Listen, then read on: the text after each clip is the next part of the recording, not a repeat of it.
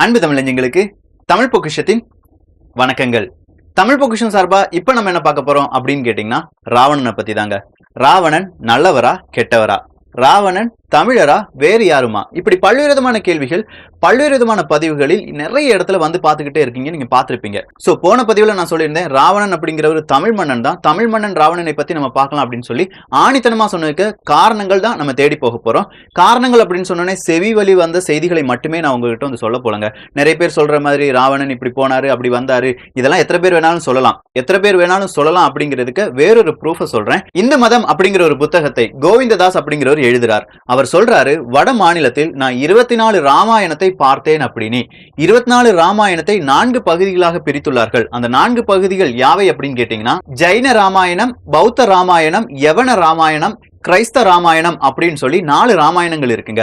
4 ராமாயணங்கள் தான் இருக்கா அப்படின்னு கேட்டா மறுபடியும் அடுத்த ஒரு உட்பிரிவுல சேர்த்து மொத்தம் 300 ராமாயண காப்பியங்கள் இருப்பதாக சொல்லுகிறார்கள். அதுல கொஞ்சம் மட்டும் நான் சொல்றேன், கேட்டுக்கோங்க. வால்மீகி ராமாயணம் வடமொழியில் எழுதப்பட்டது, கம்ப ராமாயணம் தமிழில் எழுதப்பட்டது, எழுத்தச்சர் ராமாயணம் மலையாளம், மாதவ கங்குனி ராமாயணம் அசாம் மொழியில் எழுதப்பட்டது, பாலரம்தாசு ராமாயணம் ஒரிய மொழி, வசிஷ்ட ராமாயணம் வடமொழி, அத்தியாத்யம ராமாயணம் வடமொழி, அற்புத ராமாயணம், ஆனந்த ராமாயணம், சமண ராமாயணம், பௌத்த ராமாயணம், வியாசர் ராமாயணம், குமர வால்மீகி புலவர் எழுதியுள்ள கன்னட ராமாயணம், குணபத்திரனின் கன்னட ராமாயணம், புசுண்டி ராமாயணம், உத்தர ராமாயணம், இப்படி சொல்லிக்கிட்டே போலாங்க. அப்படி 300 ராமாயணம் இருக்கு. சோ இந்த ராமாயணத்துல நம்ம எந்த ராமாயணத்தை பின்பற்றிட்டு இருக்கோம், இதுதான் முதல் கேள்வி. அடுத்த கேள்வி அப்படிங்கிறது, ஏன் இவ்ளோ ராமாயணம் வந்துச்சு அப்படிங்கிற கேள்விதான். உதாரணத்துக்கு ஒரே ஒரு எலெக்ஷனை பத்தி சொல்றேன். ஒரு எலெக்ஷன்ல ஒரு நபர் நிக்கிறார், அவருடைய பெயர் கருப்பசாமி அப்படின்னு வச்சுக்கோங்க. அவருக்கு தான் எல்லாருடைய ஓட்டும் விழும் அப்படின்னு எல்லாருக்குமே தெரியும். அதனால இந்த மக்களை திசை திருப்புவதற்காக கருப்பசாமி அப்படிங்கிற பெயர்லயே ஒரு 10-15 வேட்பாளர்களை நிப்பாட்டுவாங்க. அதே மாதிரி சொல்ல போனா டி கருப்பசாமி நிப்பாட்டுவாங்க, ஓபி கருப்பசாமி நிப்பாட்டுவாங்க, என்பி கருப்பசாமியை நிப்பாட்டுவாங்க, கருப்பசாமி வெள்ளத்துறை அப்படிங்கிற ஒரு ஆளை நிப்பாட்டுவாங்க. இப்படி நிப்பாட்டும் போது ஒரிஜினல் கருப்பசாமி அப்படிங்கிறவருக்கு அந்த உண்மைத்தன்மை அப்படிங்கிறது பாதிக்கப்படுகிறது. இதே மாதிரிதான் ராமாயணம் அப்படிங்கிற ஒரு காப்பியம், ஒரு இலக்கியம் அப்படின்னு கூட சொல்லலாம். அந்த ராமாயணத்தின் புனித தன்மை அப்படிங்கிறது பல்வேறு நபர்களால் வேட்டையாடப்பட்டது அப்படின்னு சொல்லலாம். குறிப்பா வட இந்திய இல்லாட்டி வடமொழி ஆட்களால் வேட்டையாடப்பட்டது அப்படின்னு கூட சொல்லலாம். தமிழ் வடமொழி இப்படின்னு நீங்க எடுத்துக்கிட்டீங்கன்னா வால்மீகி எழுதிய ராமாயணத்தையும் கம்ப ராமாயணத்தையும் நீங்க எடுத்துக்கிட்டாலே போதும், ரொம்ப பெரிய வித்தியாசங்கள் இருக்கும். வால்மீகி ராமாயணத்தை பொறுத்த வரைக்கும் மண்டோதரி அப்படிங்கிற கேரக்டர் இறந்து போயிட்டாங்க. ஆனா கம்ப ராமாயணத்தை பொறுத்த வரைக்கும் மண்டோதரி அப்படிங்கிறவங்க இறக்கவில்லை, இறந்தாலும் நம்மிடையே இருக்கிறார் அப்படின்னு சொல்லி முடிச்சிருக்காங்க. சோ இந்த மாதிரி கான்ட்ரடிக்ஷன் அப்படிங்கிறது ரொம்பவே இருக்கு. நம்ம அடுத்த பார்ட்ல இல்லாட்டி இந்த ராவணன் அப்படிங்கிற ஒரு பதிவு 3 பதிவுகளாக பார்க்க போகிறோம். நிறைய ப்ரூஃப் நம்ம பார்க்க போறோம், நிறைய விதமான ஆர்டிகலை டிஸ்கஸ் பண்ண போறோம். அந்த பதிவுல நம்ம இந்த வால்மீகி ராமாயணம் கம்ப ராமாயணத்துக்கு வேற்றுமைகளை பார்த்துடலாம். சோ இந்த ராமாயணம் அப்படிங்கிறது தோன்றுவதற்கான காரணம் என்ன அப்படின்னு கேட்டீங்கன்னா, சீதையை ராவணன் கடத்தி கொண்டு வந்துட்டான், அதனாலதான் ராமாயணம் அப்படிங்கிற அந்த இதிகாசம் தொடங்கியது அப்படின்னு சொல்றாங்க. இது நிறைய பேருக்கு தெரிஞ்சாலும் கொஞ்சம் பேர் இந்த யூடியூப் கேட்டவங்களுக்கு எல்லாம் கொஞ்சம் பேருக்கு தெரிஞ்சிருக்கும். அது இல்ல காரணம், ராவணனுக்கு ஒரு தங்கை இருந்திருக்கிறார். அவருடைய பெயர் அப்படிங்கிறது சூர்பனகை. அந்த சூர்பனகை ராவணன் லட்சுமணன் இவங்க 2 பேரும் சேர்ந்து சூர்பனகின் சில உறுப்புகளை அறுத்தெறிகிறார்கள். அதனாலதான் ராமாயணம் அப்படிங்கிற அந்த இதிகாசம் தொடங்கியது இல்லாட்டி ராமாயண போர் தொடங்கியது அப்படின்னு சொல்றாங்க. இதுல எந்த அளவுக்கு உண்மை இருக்கு அப்படின்னு கேட்டீங்கன்னா, நாம இந்த ராவணன் உண்மையில் யார் என்பதை தெரிந்து கொள்ள வேண்டும். ராவணனை தெரிந்து கொள்ள வேண்டுமானால் கண்டிப்பா நம்ம இந்த லெமூரியா கண்டம் அப்படிங்கறத தெரிஞ்சுக்கணும். அதாங்க இந்த குமரி காண்டம் அப்படிங்கிறது. நமக்கெல்லாம் தெரியும், ஒரு 20,000 வருஷத்துக்கு முன்னாடி நம்ம குமரி காண்டம் அப்படிங்கிறது இந்த கடல்ல மூழ்கி போயிருச்சு, 20,000 வருஷத்துக்கு முன்னாடி நாங்கெல்லாம் வந்துட்டோம் அப்படின்னு சொல்லி நிறைய பேர் சொன்னாலும் அதுக்கு ப்ரூஃப் அப்படிங்கிறது யாருக்குமே இன்னும் கொடுக்க முடியல, யாராலையுமே சொல்லி காண்பிக்க முடியல. அப்படி இருக்கிற நேரத்துல ஒரே ஒரு செவிவழி கதை இருக்கிறது. அந்த கதையை பொறுத்த வரைக்கும் இந்தியாவும் இந்தியாவை சுற்றியுள்ள சில நிலப்பரப்புகளும், அதாவது முங்கின நிலப்பரப்புகள் எல்லாமே சேர்ந்து ஒரு கண்டமாக இருந்துள்ளது. இந்த கண்டத்தை ஆட்சி செய்கிறார் மனு சக்கரவர்த்தி அப்படிங்கிற ஒரு மன்னன். இந்த மனு சக்கரவர்த்திக்கு 2 பிள்ளைகள், ஒரு ஆண் பிள்ளை ஒரு பெண் பிள்ளை. ஆண் பிள்ளையின் பெயர் சமன் என்பதும் பெண் பிள்ளை பெயர் ஈழம் என்பதும் தான். மனு சக்கரவர்த்தி அப்படிங்கிறவர் இறந்து போயிடுறார். அவர் இறந்து போன உடனே இந்த சமனும் ஈழமும் அவங்களுடைய அந்த கண்டத்தை 2ஆக பிரித்து ஒவ்வொரு இடத்துல ஆட்சி புரிஞ்சிட்டு வராங்க. இந்த நேரத்துல தான் ஈழ நாடு அப்படிங்கிறது உதயமாகிறது. ஈழம் என்கிற அரசி ஆண்ட நாடு ஈழ நாடு என்று அழைக்கப்படுகிறது. அதே மாதிரி கன்னியாகுமரி அப்படிங்கிற பெயர் வருவதற்கான காரணம் என்ன அப்படின்னு கேட்டீங்கன்னா, கன்னி ஆகிய குமரி ஈழம் என்பவள் இந்த இடத்தை ஆண்டதால் அது கன்னியாகுமரி என்று அழைக்க அழைக்கப்பட்டது அப்படிங்கிற ஒரு வரலாறு தாங்க இருக்குது. இரண்டாவது கடல்கோள் அப்படிங்கிற நேரத்துல தான் இந்த கடல் அப்படிங்கிறது கொந்தளிச்சு இந்த மாதிரி நிலப்பரப்புகளை முக்கிவிட்டது. அதனால இந்த இந்தியாவும் ஈழ நாடும் தனித்தனியாக பிரிக்கப்பட்டது. இப்படி பிறந்ததுதான் ஸ்ரீலங்கா இல்லாட்டி ஈழ நாடு அப்படிங்கிற நாடு. சோ இத நம்ம சொல்ல போனா நம்மள முட்டாள் அப்படின்னு சொல்லிடுவாங்க. இதுக்கு ஏதாவது ப்ரூஃப் இருக்கா அப்படின்னு கேட்டா கண்டிப்பா இதுக்கு ப்ரூஃப் இருக்கு. ஆனா யாராலையுமே கண்டுபிடிக்க முடியவில்லை. மேலை நாட்டு விஞ்ஞானிகள் பலரும் சொல்லிவிட்டார்கள் லெமூரியா கண்டம் அப்படிங்கிற ஒரு கண்டம் இருந்திருக்கு அப்படின்னு. குறிப்பா ஜெர்மன் நாட்டை சேர்ந்த ஏர்ன்ஸ்ட் ஹெக்கல் அப்படிங்கிறவரு அடிச்சு சொல்றாரு லெமூரியா கண்டம் இருந்திருக்கு, நீங்க வேணா இன்னைக்கு இல்ல நாளைக்கு அதை ப்ரூவ் பண்ணிடுவாங்க அப்படின்னு சொல்லியிருக்காங்க. சோ இந்த மாதிரி நேரத்துல தான் ஈழ நாடு இந்திய நாடு அப்படிங்கிற இரண்டு நாடாக இது பிரிந்து விட்டது அப்படின்னு சொல்லியிருக்காங்க.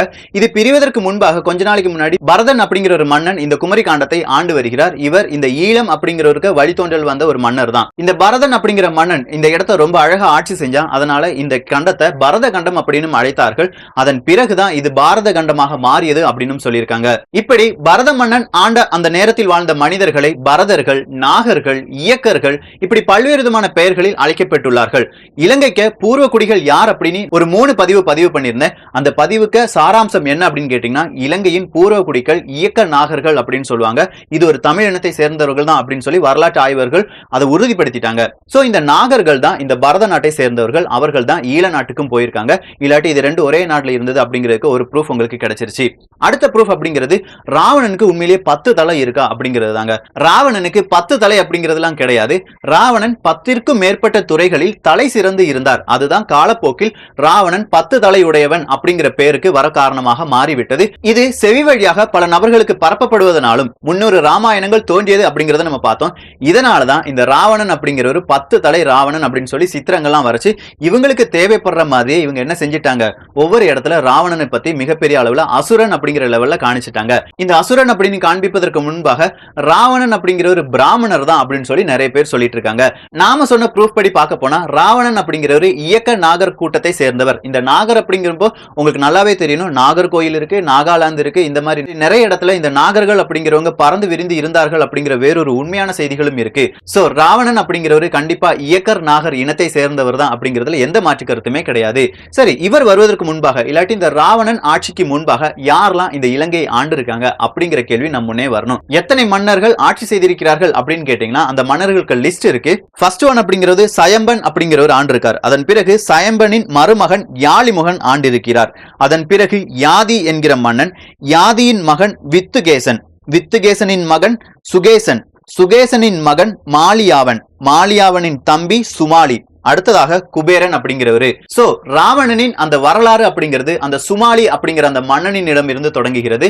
ராவணனின் தாய் அப்படிங்கிறது இந்த சுமாலி மன்னனின் ஒரு தங்கை அப்படிங்கறத புரிஞ்சுக்கோங்க. அவருடைய பெயர் அப்படிங்கிறது கைகேகி. இந்த கைகேகி ஒரு நாகர் குலத்தை சேர்ந்தவர் அப்படிங்கிறது ப்ரூஃப் பண்ணப்பட்டுள்ளது.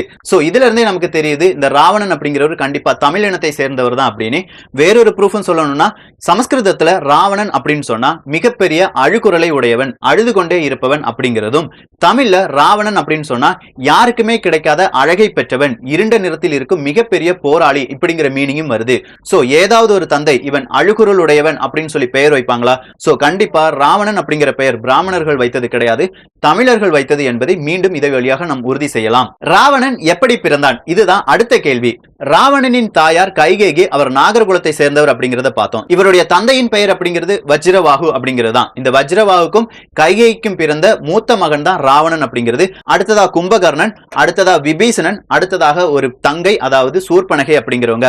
உண்மையிலேயே ராவணன், விபீஷணன், கும்பகர்ணன், சூர்பனகை இது எல்லாமே வேற விதமா பெயரா இருக்கு, இல்லாட்டி தமிழ் பெயரா இல்லையே அப்படிங்கிற ஒரு டவுட் வந்துச்சுன்னா உண்மையிலேயே இது தமிழ் பெயர் கிடையாது. இவர்களுக்கு அவர்களுடைய பெற்றோர்கள் வைத்த பெயர் என்ன அப்படின்னு கேட்டீங்கன்னா சிவதாசன், பரமன், பசுபதி, உமையம்மை அப்படிங்கிற பெயர் தான். இந்த உமையம்மை சில நேரங்களில் காமவள்ளி அப்படிங்கிற பெயரிலும் அறியப்படுகிறார்கள். சிவதாசன் தான் ராவணன் என்கிற பெயரில் பிற்காலத்தில் அறியப்படுகிறார் அப்படிங்கிற வேறொரு உண்மையும் இருக்குங்க. இந்த சிவதாசன் ஏன் இந்த பேர் இவருக்கு வந்துச்சு அப்படின்னு கேட்டீங்கன்னா இவர் மிகப்பெரிய ஒரு சிவபக்தனாக இருந்தார். சிவபக்தன் அப்படின்னு சொல்லும்போது இவர் இலங்கையை சுத்தி 6 சிவன் கோயிலை கட்டியுள்ளார், இல்லாட்டி கட்டியிருந்த சிவன் கோயிலை இவர் பராமரித்துள்ளார் அப்படிங்கிற வரலாற்று கூற்றுகள் எல்லா இடத்திலுமே எல்லா கல்வெட்டுகளுமாக இருக்கின்றன. சிவனுக்கு பிடிச்ச சாமகீதத்தை அவருடைய நரம்பு வழியாக இவர் வாசித்து காண்பித்தார் விட்டார். அந்த அளவுக்கு இவர் மிகப்பெரிய சிவபக்தர் அப்படிங்கிற வேறொரு உண்மை நிறைய யூடியூபர்ஸ் நிறைய வெப்சைட் படிச்சு அவங்களுக்கே தெரியும். இதன் பிறகும் நமக்கு ப்ரூஃப் வேணும் அப்படின்னு கேட்டீங்கன்னா இந்த இலங்கைக்கு வரலாற்று ஆய்வுகள் எடுத்து பார்த்தாலே தெரியும். நிறைய இடத்துல சிவாலயங்கள் அப்படிங்கிறது இருந்திருக்கு. புத்த மதம் வருவதற்கு முன்பாகவே, விஜய மன்னன் வருவதற்கு முன்பாகவே. நான் முதல்லயே சொல்லியிருக்கேன், இந்த இலங்கையின் வரலாறு அப்படிங்கிறது மகாவம்சம் அப்படிங்கிற புக்ல இருந்து தான் தொடங்குது அப்படின்னு சொல்லி நிறைய பேர் சொல்லிட்டு இருக்காங்க. இது நடந்தது கிமு 6ஆம் நூற்றாண்டு, அதாவது கிட்டத்தட்ட ஒரு 2600 ஆண்டுகளுக்கு முன்பாக. ஆனால் இந்த சிவாலயங்களின் அந்த ஆயுள் அப்படிங்கிறது கிட்டத்தட்ட 3500 முதல் 5000 வருடங்களுக்கு முன்புள்ளவை என்பது எல்லோராலையும் ப்ரூவ் பண்ணப்பட்டுள்ளது. சோ வேற ப்ரூஃப் எதுவுமே தேவையில்லை அப்படிங்கறத நான் நம்புறேன். ராவணன் அப்படிங்கிறவர் உண்மையிலேயே இந்த பதவி ஏற்றி விட்டாரா அப்படின்னு கேட்டா கண்டிப்பா கிடையாது. குபேரன் அப்படிங்கிறவர் தான் இலங்கையை ஆண்டு வருகிறார். ராவணன் அப்படிங்கிறவர் இந்த இலங்கையை நான் ஆட்சி செய்யணும் அப்படின்னு சொல்லி குபேரன் சொல்லும்போது தம்பி ஆகிய ராவணனிடம் நாம ஏன் சண்டை போடணும், கண்டிப்பா நம்ம அவனுக்கு விட்டு கொடுத்தலாம் அப்படின்னு சொல்லி குபேரன் என்ன செய்யறாருன்னா ராவணனுக்கு இந்த இலங்கையை கொடுத்துட்டு இவர் ஒரு சின்ன இடத்தை மட்டுமே வச்சுட்டு போறாரு. இந்த குபேரன் அப்படிங்கிறவர் மிகப்பெரிய ஒரு செல்வந்தராக இருந்தனால் தான் அரசனாக இருக்க வேண்டும் அப்படிங்கிற ஒரு கட்டாயத்தில் இல்லாதனாலே மட்டும்தான் இலங்கையை ராவணனுக்கு விட்டு கொடுத்துட்டு குபேரன் செல்கிறார் அப்படிங்கிறது தான் வரலாறு. சோ ராவணன் இந்த இலங்கையை எப்படி ஆட்சி செய்கிறார், இதுதான் நம் முன்னே வர வேண்டிய அடுத்த கேள்வி. ராவணன் அப்படிங்கிறவர் எல்லா துறைகளிலுமே ரொம்ப பெரிய அளவுல விளங்கினார் அப்படின்னு சொல்லலாங்க. மருத்துவமாகட்டும், ஜாதகமாகட்டும், கவிதை எழுதுவதாகட்டும், வீணை மீட்டுவதாகட்டும், எல்லா துறையிலுமே இவர் சிறந்து விளங்கினாலும் நாட்டு மக்களுக்கும் இதே மாதிரி நல்லது செய்யணும் அப்படிங்கிற மிகப்பெரிய ஒரு நல்லவராக தான் வாழ்ந்துட்டு இருந்தார் ராவணன் அப்படிங்கிறவர். இலங்கை ஆண்ட மன்னர்களில் பொற்காலம் நிறைந்த மன்னராட்சி எது அப்படின்னு கேட்டீங்கன்னா ராவணனின் ஆட்சி தான் சொல்லுவாங்க எல்லா இலங்கை வாசிகளும். அந்த அளவுக்கு அவருடைய ஆட்சியும் அந்த இடத்துல இருந்த அமைதியும் இருந்தது அப்படின்னு சொல்லலாம். இதே நேரத்துல அயோத்தி எடுத்துக்கிட்டீங்கன்னா யாருக்கு ஆட்சி நடைபெறுகிறது அப்படின்னு கேட்டீங்கன்னா ராமருடைய செருப்பின் ஆட்சி தான் அங்கே நடைபெறுகிறது. அப்படி இருந்தும் சிலர் சொல்றாங்க ராமன் ஆண்டா அந்த இடம் ரொம்ப நல்லா இருக்கும், ராவணன் ஆண்டா சரி வராது அப்படின்னு சொல்லியிருக்காங்க. இப்ப நீங்க இந்த விஷயத்தை தற்கால தமிழக அரசியலை கொஞ்சம் ஈடுபடுத்தி பாருங்க. நிறைய பேருக்கு போட்டோ மட்டுமே வச்சுட்டு நான் இவங்க படிதான் ஆட்சி செஞ்சுட்டு இருக்கேன் அப்படின்னு சொல்லி ஆட்சி நடத்திட்டு இருக்காங்க. அந்த ஆட்சி உங்களுக்கு பிடிச்சிருக்கா? உண்மையிலேயே அந்த நபர் இருந்து செஞ்ச ஆட்சி உங்களுக்கு பிடிச்சிருக்கா? இதுதாங்க வித்தியாசம். ஆனா நம்முடைய வரலாறு அப்படிங்கிறது திரிக்கப்பட்டு ராமருடைய ஆட்சி மிகப்பெரிய ஆட்சியாகும், ராவணனுடைய ஆட்சி சிறுமியான ஆட்சி என்றும் பொய்யாக பரப்பப்பட்டுள்ளது அப்படிங்கிற உண்மை இதன் வழியாக நீங்கள் தெரிந்து கொள்ளுங்கள். அடுத்ததா நம்ம பார்க்க போறது அப்படிங்கிறது சீதையை இங்க கொண்டு வந்தார். சீதையை கொண்டு வந்த பிறகு இவர் சீதை மீது கை வைத்தாரா? அதன் பிறகு ராமரின் குணாதிசயங்கள் எப்படி மாறின? சீதை குளிப்பதற்காக பல்வேறு விதமான கிணறுகள் ராவணன் கெட்டியுள்ளானே, அதுக்கு ப்ரூஃப் என்ன? புஷ்பக விமானம் அப்படிங்கிறது உண்மையிலேயே ராவணனால் கண்டுபிடிக்கப்பட்டதா? ராவணனின் மனைவி மாயோன் இனத்தை சேர்ந்தவரா அப்படிங்கறத நம்ம அடுத்த பதிவுல பார்க்க போறோம். சோ இந்த பதிவு வழியாக உங்களுக்கு ஒன்னே ஒண்ணு மட்டும் நல்லா புரிஞ்சிருக்கும். ராவணன் என்பவன் உண்மையிலேயே தமிழ் மன்னனை தவிர வடமொழியை சேர்ந்தவனோ வடநாட்டுக்காரனோ கிடையாது. அதை பல வகையிலும் இருட்டடிப்பு செய்துவிட்டு தமிழர்களாகிய நாமே தமிழ் மன்னனாகிய ராவணனை வெறுத்து வருகிறோம் அப்படிங்கிற உண்மை மட்டும்தாங்க. சோ அடுத்த பதிவு உங்களுக்கு ரொம்பவே இன்ட்ரெஸ்டிங்கா இருக்க போது நிறைய ப்ரூஃபுடன் உங்களை நான் சந்திக்கிறேன். இதை பற்றிய உங்களது கருத்துக்களும் இங்கே வரவேற்கப்படுகின்றன. எல்லோரும் தமிழ் பொக்கிஷத்தில் இணைந்திருங்கள். தமிழ் பொக்கிஷம் சேனலை சப்ஸ்கிரைப் செய்யாத தோழர்கள் தோழிகள் தயவு செஞ்சு சப்ஸ்கிரைப் பண்ணிக்கோங்க. நல்லதை பகிர்ந்து நல்ல சமுதாயத்தை உருவாக்குவோம். நன்றி, வணக்கம்.